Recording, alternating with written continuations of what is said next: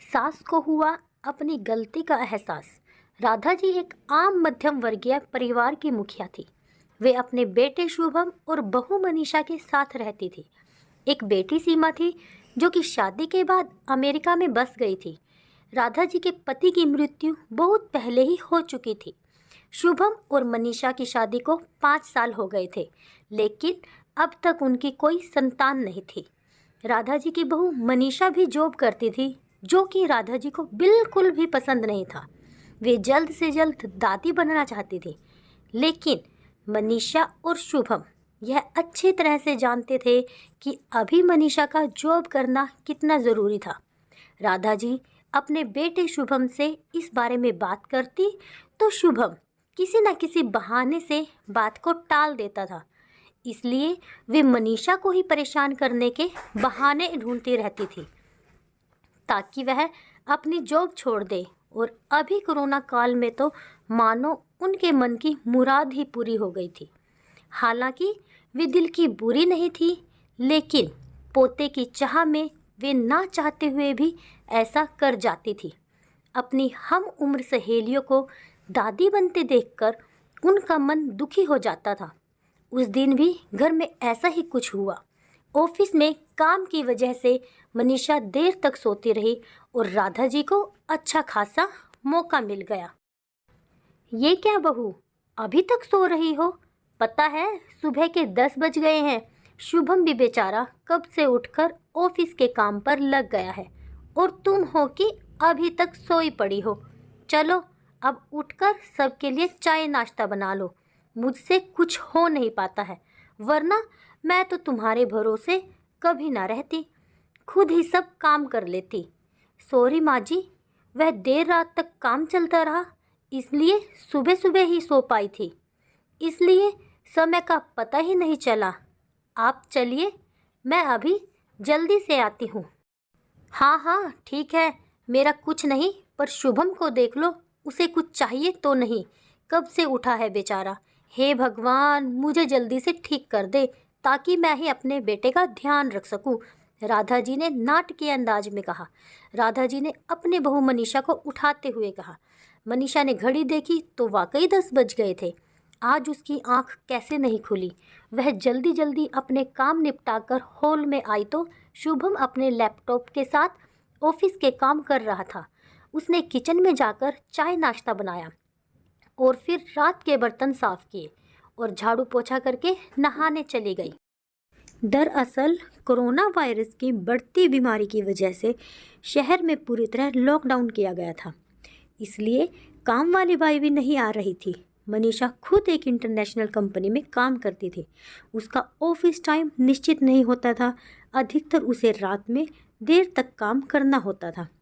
कल भी उसका काम देर तक चलता रहा, इसलिए वह देर तक सोती रही।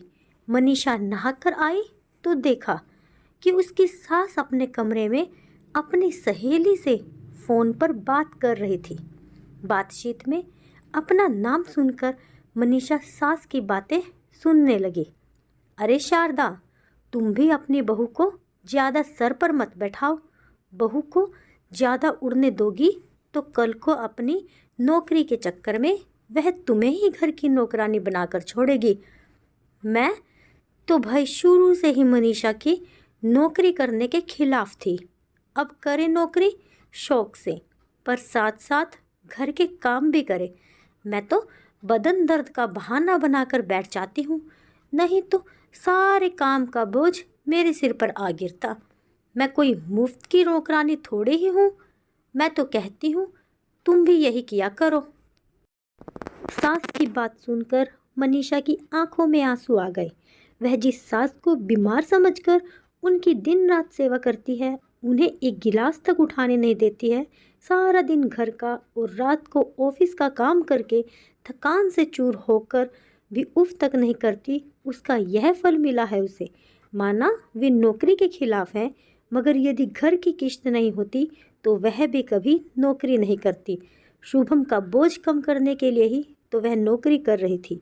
खैर, अभी के मुश्किल समय में वह सास से किसी भी बात पर बहस नहीं करना चाहती थी जिससे घर का माहौल खराब हो। इसलिए वह उनकी बात को नज़रअंदाज करके वहाँ से चली गई।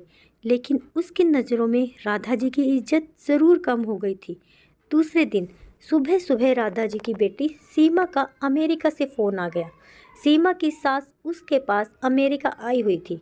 आदत के अनुसार राधा जी ने जैसे ही सीमा की सास की बुराई करनी चाही, वैसे ही सीमा ने उन्हें डपट दिया। माँ, आप बिल्कुल भी माँ जी के बारे में अनाप शनाप नहीं बोलेंगी। पता है, आपके चक्कर में आकर मैंने उनके साथ कितना बुरा व्यवहार किया था, लेकिन आज मुझे उनकी कीमत पता चल गई है।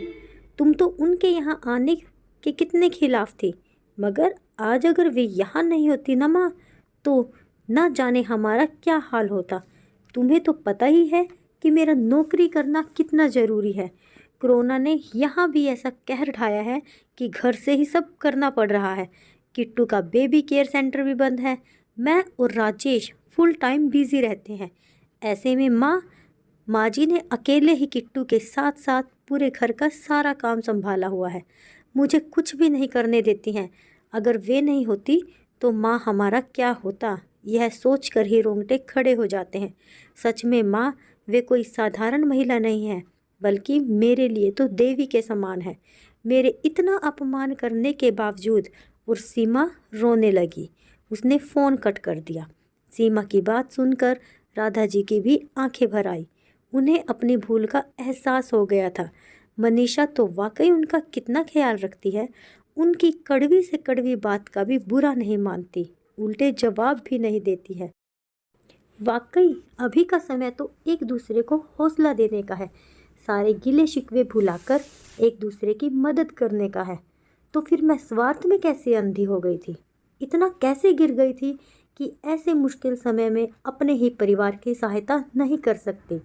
उन्होंने उसी समय मनीषा को बुलाकर उसके सिर पर प्यार से हाथ फेरते हुए कहा, मनीषा, आज से घर के कामों की आधी जिम्मेदारी मेरी रहेगी।